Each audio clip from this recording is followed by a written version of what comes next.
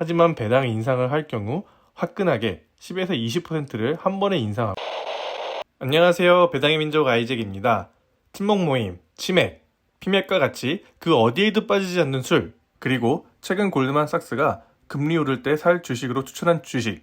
오늘은 우리에게 생소하지만 300년의 역사를 가지고 있는 세계 5대 주류 회사 몰슨 쿨스 비버리지를 함께 보도록 하겠습니다. 3월 1일 기준 몰슨 쿨스의 주요 지표 현황판입니다. 최근 코로나19로 배당을 중지한 상황이어서 배당 수익률, 지속기간, 성장기간이 0으로 나오고 있습니다. 하지만 중지 전 기록을 보면 1989년부터 2020년까지 연속해서 배당을 지급해오고 있었습니다. 지금까지 다뤘던 다른 기업과는 다르게 배당 성장률은 들쑥날쑥한 편입니다.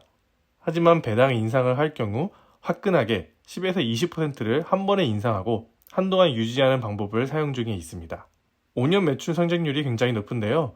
이는 2017년 조인트 벤처로 사업을 하던 밀러 브랜드를 완전히 인수하며 그 매출이 전부 합쳐졌기 때문입니다. 그래서 5년 평균 매출 및 영업이익 성장은 최근 지표로 참고하기는 어려운 점이 있습니다. 그래서 최근 지표를 보면 영업이익률 이외에는 모두 좋지 않은 것을 알 수 있습니다. 특히 2020년도에 영업이익에서 흑자를 냈지만 순이익에선 적자를 낸 것을 알 수 있습니다. 다만 영업이익률은 계속해서 상승하고 있기에 긍정적이라고 할 수 있겠습니다. 가치평가 관련 지표들을 보겠습니다. 몰슨 쿨스의 차입금 지표는 업계 평균 대비 낮은 것을 알 수 있습니다. 특히 코로나19로 경영에 어려움이 있었지만 코로나19 전에도 동종 기업들보다 낮은 수준을 유지하고 있었기에 탄탄하다고 할 수 있겠습니다. 가치평가 지표들에서도 역시 업계 평균보다 낮고 저평가된 것을 알 수 있겠습니다. EV/EBIT 기준으로 보아도 상당히 저평가되어 있으며 EV 프리캐시 플로우 역시 낮은 것을 알 수 있습니다. 그럼 지금부터 본격적으로 몰슨 쿨스를 파헤쳐 보도록 하겠습니다. 1982년 당시 18살이던 존 몰슨은 영국을 떠나 캐나다 몬트리올에 정착합니다. 그리고 술을 마실 수 있는 합법적인 나이가 되었을 때 상속받은 돈으로 작은 양조장을 인수하며 1786년 처음으로 몰슨 A를 출시하며 사업을 시작합니다. 장사가 잘 되며 다양한 분야로 사업을 확장하였지만 1900년대에 들어서 모두 정리하며 주류 사업에만 집중합니다.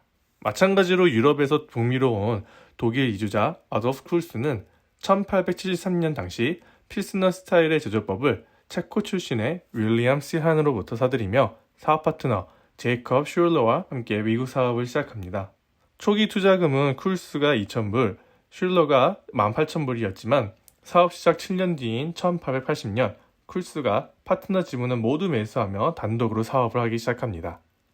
1920에서 30년대 미국에서 금주법의 시행으로 사업에 어려움을 겪었지만 시멘트 사업과 부동산 사업 등을 통해 회사를 유지시켰으며 금주법이 끝난 당시엔 미국 내에서 살아남은 몇 안 되는 주류 회사였습니다. 그리고 몰슨처럼 주류를 제외한 대부분의 사업은 1990년 초 모두 분리되었습니다. 이러한 역사를 가지고 있던 두 회사는 2005년 합병을 발표하여 지금의 몰슨 쿨스 비버리지의 모습을 가지게 되었습니다. 합병 이후 대표적인 이벤트로 2007년 당시 SAB 밀러와 조인트 벤처를 설립하여 밀러 쿨스를 운영하게 됩니다. 하지만 2016년 SAB 밀러가 AB 인베브에 매각되며 매각 조건으로 밀러 브랜드를 몰슨 쿨스가 약 120억 달러에 인수하며 몰슨 쿨스는 현재 전 세계에서 5번째로 큰 주류 회사가 되었습니다. 회사 이름은 우리나라 사람들에게 굉장히 생소합니다. 그리고 분명 모르는 주류를 팔고 있겠다고 생각할 수도 있는데요. 하지만 세계 5대 주류 회사로서 우리에게도 친숙한 맥주 브랜드를 보유 및 유통하고 있습니다. 우리가 잘 아는 블루문, 쿨스, 밀러 라이트, 필스너 등을 포함하여 총 114개의 맥주 브랜드를 보유 및 유통하고 있습니다. 그럼 사업을 분석해 보도록 하겠습니다. 주류 회사의 비즈니스는 간단합니다. 바로 맥주를 파는 것이지요. 수많은 인수합병과 새로운 브랜드 런칭으로 세계 다양한 맥주 브랜드를 보유하고 있는 몰슨 쿨스는 주요 사업은 미국과 캐나다 지역에 집중되어 있습니다. 북미 지역 매출이 전체의 85%를 차지하고 있으며 영국이 7%, 그리고 이 세 개의 나라를 제외한 나머지 국가에서 9%의 매출을 보여주고 있으니 그냥 북미 회사라고 할 수 있겠습니다. 앞서 말씀드렸듯이 총 114개의 맥주 브랜드를 판매하고 있지만 모두 100%다 몰슨 쿨스가 보유한 것은 아닙니다. 특정 브랜드는 파트너십 계약을 통해 생산 유통을 하고 있습니다. 예를 들어 우리나라에서도 인기가 있는 필스누 맥주의 경우 한때 SAB 밀러의 브랜드였지만 지금은 아사히 그룹이 보유하며 미국 내 판권은 몰슨 쿨스가 가지고 있습니다. 이렇듯 글로벌 맥주 기업이라기보단 주요 사업 시장이 북미 지역이라는 사실과 다수의 파트너십을 통해 다양한 브랜드의 생산, 유통, 판매 권리를 가지고 있는 것입니다. 몰슨 쿨스의 재무사항을 보도록 하겠습니다. 미국의 3대 통신사 중 하나인 버라이전과 비슷하게 기존 사업의 자회사를 지난 2016년 인수합니다. 당시 SAB 밀러를 AB 인베브가 인수하며 각국의 승인을 얻기 위해 많은 사업부 브랜드를 매각하였습니다. SAB 밀러는 이미 밀러 브랜드를 몰슨 쿨스와 조인트 벤처를 하여 운영 중이었기에 나머지 잔여 지분을 전부 몰슨 쿨스가 인수하는 계약을 체결하며 120억 달러의 인수대금이 발생하게 됩니다. 결국 인수합병을 하며 장기 차입금이 기존 30억 달러 수준에서 110억 달러로 약 3배 가까이 증가하게 됩니다. 그리고 기업 전체의 규모가 커지며 비효율적인 부분이 증가, 결국 2019년 더욱 강한 구조조정을 발표합니다. 그럼 지금부터 각 지표를 좀 더 자세히 보도록 하겠습니다. 먼저 매출의 경우 지난 10년의 변화를 보면 2017년 급등한 것을 알 수 있겠습니다. 그 이유는 앞서 말씀드린 대로 주류업계의 인수합병 영향으로 조인트 벤처 지분 전량 인수로 매출이 2배 넘게 성장한 것을 알 수 있습니다. 하지만 반짝 상승한 매출은 이후 계속해서 하락하고 있는 것을 볼 수 있으며 특히 작년은 코로나19로 인해 하락폭이 더 컸습니다. 다만 약간의 위암이 되는 점은 당시 M&A 여파로 가장 컸던 세 개의 기업의 매출 변화를 비교해보면 2017년 모두 급상승한 후 이후 2020년까지 하락했다는 점입니다. 특히 몰슨 쿨스의 2002년 전체와 4분기 매출 하락의 영향은 유럽 매출 하락이 가장 큰 것을 볼 수 있습니다.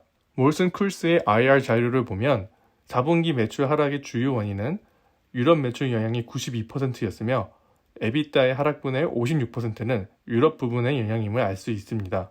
2020년 전체를 비교할 경우 매출 하락의 유럽 영향은 감소한 것을 알 수 있지만 에비타의 영향은 오히려 분기 비교보다 더 큰 것을 알 수 있습니다. 이 이유는 두 지역의 맥주 판매 방법의 차이가 있기 때문입니다.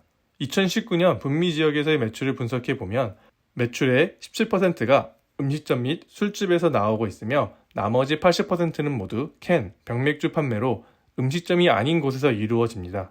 하지만 반대로 유럽의 경우 50에서 55%가 주로 음식점에서 판매되고 있고 마트 등 가정에서의 소비가 낮은 것을 알 수 있습니다. 즉 코로나19의 2차 확산이 한창이던 2020년 3에서 4분기 유럽은 강한 봉쇄 정책을 시행하며 매출의 50%가 넘는 판매 채널이 막히며 몰슨 쿨스의 유럽 매출 비중이 약 15%로 미미하지만 악시적 영향이 50%가 넘는 효과를 가져오게 됩니다. 이에 반해 미국 및 북미 지역은 몰슨 쿨스의 전체 매출의 84%가 발생하지만 이미 80%가 넘는 맥주 소비가 음식점 등 현장이 아닌 가정이기에 재택근무 및 영업 제한으로 인한 피해가 최소화된 것을 알 수 있겠습니다. 문화적 차이와 북미 위주의 사업 포트폴리오가 이번 코로나19 시기에 선방한 것을 알 수 있습니다. 현재 모든 사업이 다 똑같겠지만 백신의 효과가 나타나기 시작하면 지금껏 만나지 못했던 친목 모임 등이 활성화되며 유럽향 매출이 증가될 것으로 보입니다. 다음은 영업이익 및 순이익입니다. 맥주 회사들의 영업이익은 계속적으로 하락하고 있으며 특히 몰슨 쿨스의 하락률 역시 뚜렷이 볼 수 있는데요. 2016년 100% 인수 완료한 밀러 브랜드의 효과로 인해 몰슨 쿨스의 영업이익은 급 반등합니다. 인수 전 10%였던 영업이익률은 14%를 근접하거나 넘는 성적을 보여주고 있습니다. 2017년 업계 변화 이후에도 다른 기업들은 하락을 피하지 못하고 있는 와중 유일하게 상승한 영업이익률을 유지하고 있는 것을 볼 수 있습니다. 중국의 칭따오는 느리긴 하지만 영업이익률이 상승 곡선을 타고 있는 것을 볼 수 있습니다. 다만 순이익률의 경우 안정적인 상태를 유지하다가 합병 이후 급락하게 되는 것을 알 수 있습니다. 그리고 코로나19의 영향을 받은 2020년 마이너스로 전환하게 됩니다.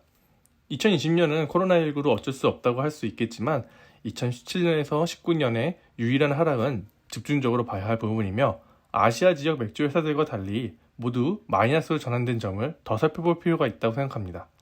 이 부분은 추후 2편에서 더 이야기하도록 하겠습니다. 몰슨 쿨스가 생각하는 경제사는 어디일까요? 바로 버드와이저와 우리나라의 카스를 보유한 AB 인베브입니다. 지난 2018년 6월 IR 자료를 보면 AB 인베브와 밀러 쿨스의 에비타 마진을 비교한 슬라이드가 있습니다. 여기서 AB 인베브의 마진은 지난 5년간 0.5% 하락하였고 자산은 5.5% 상승하여 마진의 차이가 6%나 줄었다고 하고 있습니다. 이렇듯 몰슨 크루스가 따라잡기 위한 대상을 알았으니 이번에 모기업끼리의 비교를 해보도록 하겠습니다. 위 IR 자료에서 보였던 마진율 차이 감소 트렌드는 모기업으로 변경하여 비교하여도 동일한 트렌드를 가지고 있음을 볼 수 있습니다. 한때 20%에 가까웠던 차이는 코로나19로 어려웠던 시기에 더욱 그 빛을 발하며 11.9%의 차이를 보여주고 있는 것을 알 수 있습니다. 이는 그만큼 몰슨 크루스의 기업 구조 조정이 적극 반영되고 있음을 알 수 있으며 규모의 경제를 통해 더욱 효율적인 기업이 된 것과 동일하다고 할 수 있겠습니다. 앞서 언급한 것처럼 밀러 브랜드의 잔여 지분을 인수하며 차입금이 3배 가까이 상승하게 됩니다. 무엇이 되었든 빚이 늘게 되면 좋은 것은 아닙니다. 특히 뎁트 에비타 비율을 보면 인수합병 전 2.21에 달했던 배수는 2016년 2배 넘게 상승하게 됩니다. 하지만 기업 인수 이후 적극적인 차입금 상환을 통해 비율이 하락한 것을 알 수 있습니다. 차입금은 최고점이던 2016년부터 지금까지 장기 차입금은 40억 달러, 총 차입금은 약 35억 달러, 그리고 순 차입금은 약 37억 달러가 감소한 것을 알 수 있습니다. 긍정적인 사인은 총 차입금의 감소가 매년 가속화되는 것을 볼 수 있습니다. 다만 2020년의 경우 1분기 이후 코로나19 여파로 배당을 중지하였으며 이로 인한 현금 유출이 약 3.75억 달러가 감소하였으며 배당 중지 영향을 제외할 경우 순 차입금은 11억 달러가 아닌 7억 달러 감소한 것으로 볼 수 있겠습니다. 위기 상황에 적절한 대응은 긍정적으로 생각합니다. 현재 찾아볼 수 있는 기록으로 몰슨 크루스는 1988년부터 확실히 배당을 매년 지속해오고 있었습니다. 다만 배당금 인상은 매년이 아닌 2에서 5년에 한 번씩 증가해온 것을 확인할 수 있으며 한 번 인상을 발표할 때마다 10에서 20% 가까운 상승률을 보여줬습니다. 하지만 앞서 언급하였던 것처럼 코로나19 여파로 2020년 2분기부터 현재까지 배당을 중지한 상황입니다. 다만 가장 최근에 있었던 IR 자료에선 빠르면 2분기 혹은 3분기부터 배당을 다시 시작할 것으로 예상하였습니다. 그럼 중요한 것은 앞으로 배당 전망입니다. 과거 2018년 IR 자료에서는 10년 동안의 배당금 변화를 보여줬습니다. 2007년부터 2017년까지 배당금은 약 250% 넘게 상승한 것을 알 수 있습니다. 2019년 구조조정을 발표할 당시에도 배당 정책에 관하여 발표한 것이 있습니다. 바로 배당 40% 인상이었습니다. 이러한 발표 이후 3분기 배당부터 바로 즉각 0.42달러에서 0.57로 분기 배당금은 40% 인상하였습니다. 2016년, 17년의 인수합병 효과를 한 번에 40% 인상으로 반영한 것을 알 수 있습니다. 하지만 불과 2분기 만에 코로나19 여파로 배당이 중지됩니다. 코로나19라는 특별 상황이었기에 슬라이드에 나온 것과 같은 배당 상승 기조는 유지할 것으로 보이며 배당도 다시 분기별 0.57달러로 하지 않을까 생각하고 있습니다. 만약 배당금의 변화가 없이 그대로 적용할 경우 3월 19일 현재 약 4.6%의 수익률을 볼 수 있으며 이는 2019년 종가 가격으로 산출한 4.2%보다 높은 배당 수익률이라고 할 수 있겠습니다. 자세한 배당 금액 가능성은 2편에서 자세히 얘기해 보도록 하겠습니다. 최근 발표한 실적과 전망은 많은 투자자들에게 실망감을 주며 주가는 48달러대에서 현재 44달러로 10% 가까이 폭락하였지만 최근 금리 상승 효과 등에 힘입어 다시 49달러로 회복한 것을 알 수 있습니다. 당시 10% 가까이 폭락한 이유를 좀 더 자세히 뜯어보면 예상보다 낮은 2021년도 실적 전망에 대한 실망감입니다. 먼저 매출에 대한 전망을 보도록 하겠습니다. 2020년 유럽에서만 5억 달러가 넘는 매출 하락이 있었습니다. 만약 21년 유럽 매출이 다시 19년 수준으로 회복한다면 전체 매출이 2020년 대비 5.8% 증가하기에 기존 전망치와 부합하다고 할 수 있습니다. 하지만 매년 매출 상승의 1에서 2%의 원인은 매출 가격 인상 효과로 볼 수 있으며 이를 제외할 경우 결국 한 자릿수 초반대의 매출 상승률을 보여줄 것을 보고 있는 것입니다. 코로나19로 세상이 멈췄던 2020년에 비해 백신과 확진자 수 진정세에 좀 더 의미 있는 매출 변화를 기대하였지만 결국 그렇지 못할 것이라는 힘든 전망이라고 할 수 있겠습니다. 매출이 증가하고 효율이 증가할 경우 에비타 역시 상승하게 되며 이는 기업의 영업성에 있어 중요한 숫자입니다. 하지만 2020년 대비 21년도에도 매출이 5% 가까이 성장하는데 에비타는 변화가 없다는 건 결국 매출만큼 비용 또한 증가한다는 것입니다. 현재 몰슨 크루스의 전망은 불투명합니다. 앞서 언급하였던 2021년 실적 전망도 그렇고 하반기 배당을 할 것으로 예상한다고 하지만 언제 다시 배당을 할지 알 수 없기 때문입니다. 그럼에도 불구하고 여전히 매력적인 회사라고 생각됩니다. 현 주가 수준에서 마지막 배당을 적용하면 약 5%의 배당 수익률을 볼 수 있기 때문입니다. 또한 브랜드 빌딩, 탄산수 및 탄산맥주의 매출 성장, 새로운 파트너십, 그리고 비알코올 음료 진출 등 다양한 분야로 새롭게 도전하고 있기에 새로운 매출 창출의 기회 또한 높을 것으로 보이고 있습니다. 코로나19로 하락하였던 주가는 빠르게 회복하였으며 최근 실망스러운 실적에 조정을 받았습니다. 하지만 2019년부터 시작된 구조조정과 유지되고 있는 영업이익률, 그리고 배당을 중지하고 빠르게 차입금을 상향하는 등 유연한 정책은 기업의 기초 체력이 더욱 탄탄해질 것으로 생각됩니다. 지금까지 골드만삭스도 추천한 금리 오를 때 살 주식 몰슨 쿨스에 대해 알아보았습니다. 지금은 배당을 하고 있지 않지만 다시 배당을 재개할 예정이며 이로 인한 추가 주가 상승도 기대해 볼 수 있는 매력적인 배당주라고 생각합니다. 계속해서 좋은 배당주들로 여러분들께 찾아갈 예정이니 구독과 좋아요 부탁드립니다. 감사합니다.